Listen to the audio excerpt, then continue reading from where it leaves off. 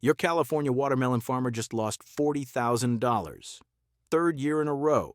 He's pumping 500,000 gallons of water per acre, running drip irrigation 16 hours a day, 7 days a week. The vines wilt anyway. By mid-August, half the crop is sunburned, cracked open, or hollow inside. 40% of his harvest goes straight to the compost pile. He's paying $2,000 per acre just for the water, not counting the electricity to pump it, the maintenance on the lines, or the fertilizer he has to add because all that irrigation washes the nutrients straight through the sand. Now travel back to the year 1200. A Kalahari farmer in what is now Botswana planted watermelons in sand that receives 6 inches of rain per year. Total. No irrigation lines, no wells, no supplemental water of any kind. The rainy season came and went in 8 weeks. Then nothing. Just sun and heat and dry wind for 9 months. Yet in September, his family harvested 40-pound melons from vines that never saw a drop of added water. Each melon was a portable reservoir of clean, drinkable water. The flesh stayed firm for 4 months after harvest.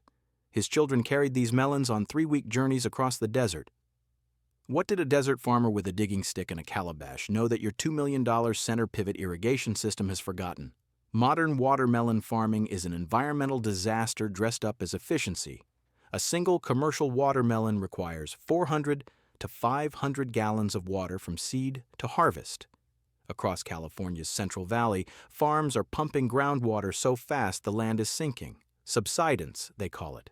The ground drops 1 foot per year in some areas because the aquifer below is collapsing. And despite this torrential waste, 30 to 40% of the crop fails anyway. Heat stress, blossom end rot, hollow heart, fungal infections that thrive in constantly wet soil. The Kalahari farmers, ancient varieties survived on 1/10 the water and produced melons that lasted through an entire dry season. His success rate was over 90%. Today, we're revealing what sand timing and root depth can do that center pivot irrigation can't. And why big agriculture doesn't want you to know the difference. Let's go back to that Kalahari field because what happened in that sand over 9 months wasn't luck. It was hydrological engineering that worked with the physics of desert survival. The process began in November, a full month before the rains arrived. The farmer didn't just scatter seeds and hope. He prepared the battlefield. Using a digging stick hardened in fire, he excavated circular basins 3 to 4 feet deep and 6 feet across. Not random holes, but precisely angled depressions with sloped sides at 30 degrees. The geometry mattered. These basins were water fortresses designed to capture every drop of seasonal rain and hold it underground where evaporation couldn't steal it back. When the December storms finally came, those basins became traps. Rain that would normally sheet across the surface and vanish into the sand instead pooled in the depressions. Sand has an infiltration rate of 8 to 10 inches per hour compared to clay at half an inch. The water didn't sit there. It sank. Fast. Deep. A single 6-inch rainfall event in a 6-foot basin captured and stored 150 gallons of water underground. The sand above acted like a mulch layer, preventing evaporation. The water settled at 3 to 4 feet depth, creating what hydrologists call a perched water lens. It stayed there for months. Capillary action kept it from draining deeper, but it was far enough below the surface that the sun couldn't pull it back up. Modern farms ignore this completely. They irrigate constantly from above, keeping the top 6 inches of soil wet, which is exactly where evaporation is strongest. 70% of irrigation water never reaches the roots. It evaporates within hours of application. The ancient farmer weaponized the rain. He turned 8 weeks of seasonal moisture into 9 months of underground storage. The math is brutal in its simplicity. 6 inches of rain spread across flat ground evaporates in days. 6 inches of rain concentrated in engineered basins and driven deep into sand becomes a reservoir that lasts until the next season. The surface stayed dry and cracked, but 4 feet down, the sand held moisture at field capacity, waiting. But capturing water was only half the battle. The real genius was in the soil itself. Here's where it gets extraordinary. Ancient farmers didn't just drop seeds into those basins and walk away. They engineered the soil profile to depths modern agriculture never touches. At the center of each basin, they dug another hole. This one went down 4 to 5 feet, straight through the sand layer into harder soil below. Then they filled it back up in layers, each one serving a specific purpose. At the very bottom, they placed charcoal from their cooking fires, 6 inches of crushed black carbon that acted like a sponge. Charcoal is porous, filled with microscopic holes that grab water molecules and refuse to let go. This layer became a moisture reservoir sitting at the deepest point the roots could reach. Above the charcoal, they added a layer of aged animal manure mixed with soil.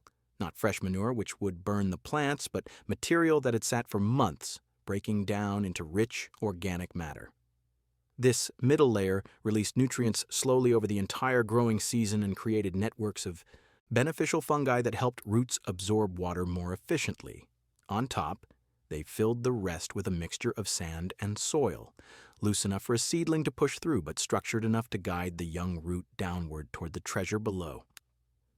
They didn't teach the plant to drink from a fountain, they taught it to dig its own well. When the seed sprouted and the first root emerged, it didn't find water at the surface. The top layer was dry, so the root went down. Following the moisture gradient like a dowsing rod, it pushed deeper and deeper, chasing the water stored 4 feet below. Modern watermelon roots in irrigated fields never learn this lesson. Water comes from above, from sprinklers and drip lines, so the roots stay shallow, 12 to 18 inches deep at most.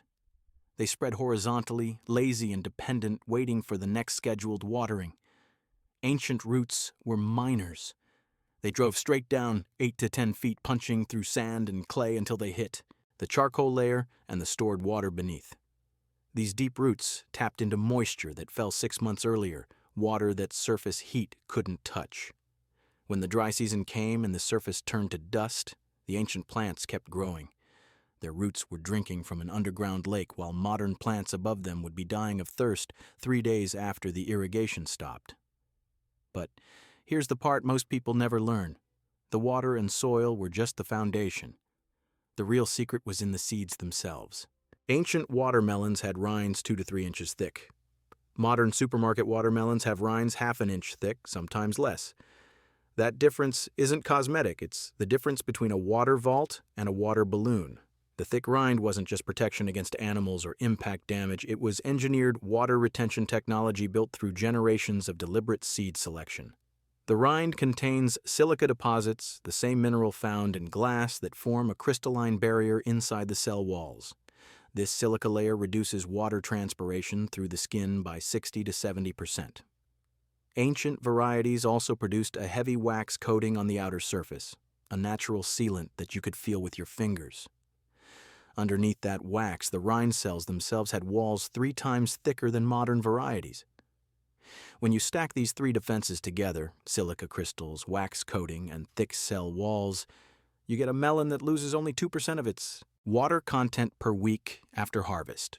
Modern thin-skinned watermelons lose 15% per week. Set an ancient melon and a modern melon side by side in the shade. After 1 month, the ancient melon is still firm and edible. The modern melon is soft. The flesh is breaking down and it's starting to rot from the inside. The farmers created these genetics without laboratories or scientific instruments. After harvest, they stored melons in the shade and waited 3 months, 4 months. Only the melons that remained firm and sound after this brutal test were selected for seed saving.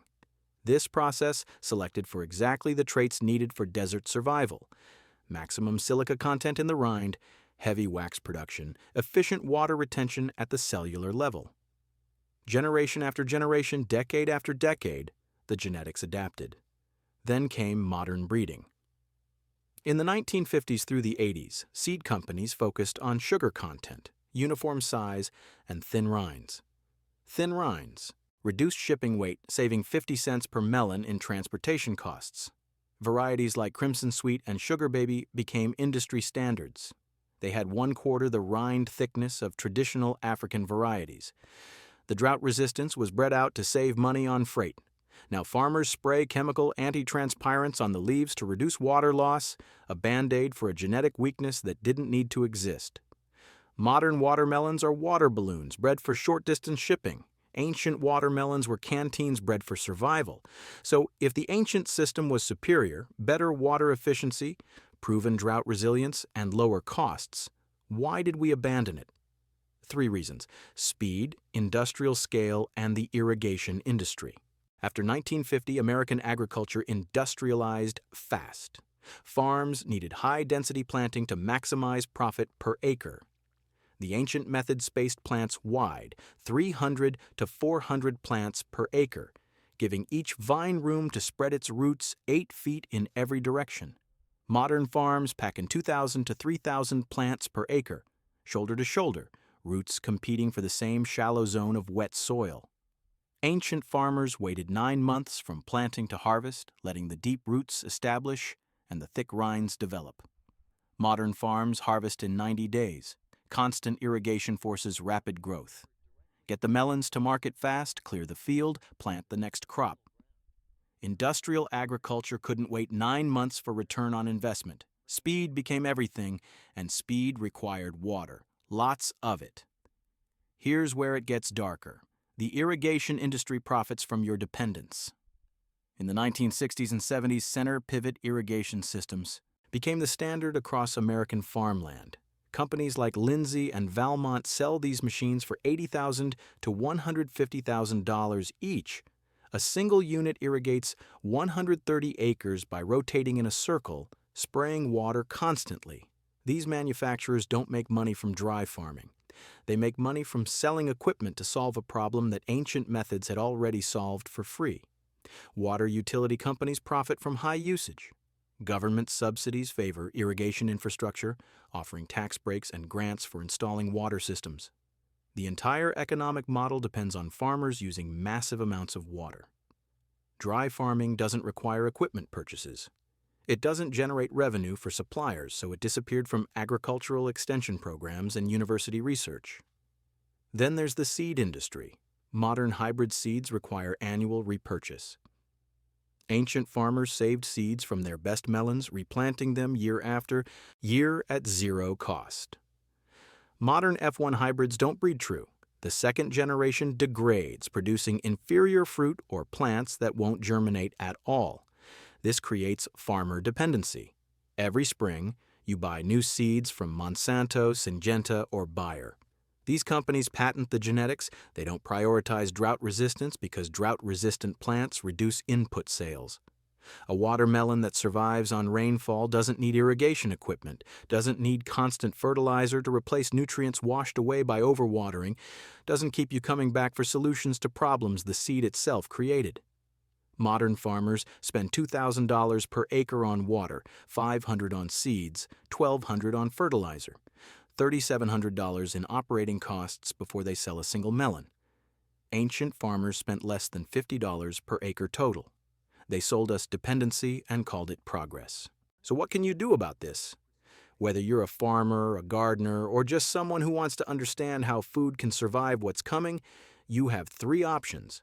First, find the ancient varieties and support the farmers who remember. Baker Creek Heirloom Seeds sells Kalahari watermelon varieties with the thick rinds and deep root genetics. Native Seeds maintains African heirloom lines that survived in the Sonoran Desert for centuries. Seed Savers Exchange catalogs drought-adapted varieties that commercial agriculture abandoned. Look for names like Citron watermelon or Tsama melon. You'll pay $4 to $6 per melon instead of $3 for industrial varieties. That extra money buys water savings, genetic resilience, and the preservation of knowledge that took 50 generations to develop. Support farmers using dry farming methods.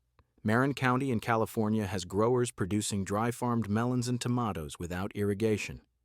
They exist, but you have to seek them out. Second, try it yourself. If you have a backyard or access to land, the method is simpler than you think. Choose a spot with full sun and sandy or well-draining soil. Dig a basin 3 feet wide and 2 feet deep.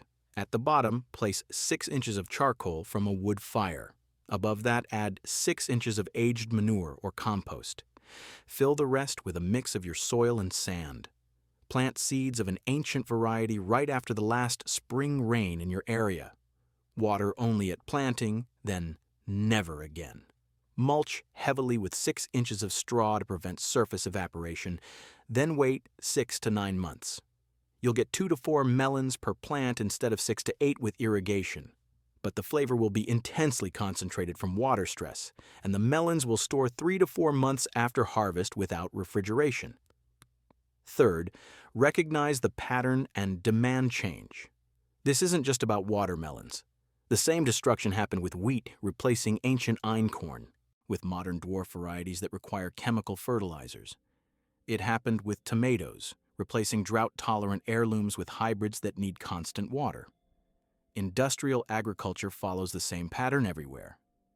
Strip out resilience, add dependency, sell inputs, demand research funding for dry farming techniques, support seed banks preserving drought-adapted genetics, push for water pricing that penalizes waste instead of subsidizing it. The ancient farmer's watermelon survived because it was engineered for scarcity. Modern watermelons are engineered for abundance that no longer exists. When the aquifers run dry, when the Colorado River stops flowing, when climate change makes irrigation impossible, which system survives? The California farmer's vines are dying in August despite 500,000 gallons of water. The Kalahari farmer's vines are fruiting in the desert with 6 inches of rain. One system is designed to fail. The other is designed to endure. If you're learning something valuable here, hit that like button and subscribe. The secret to food that survives isn't in irrigation systems or chemical inputs. It's in working with scarcity, not fighting it. Subscribe, and let's keep digging up what they buried.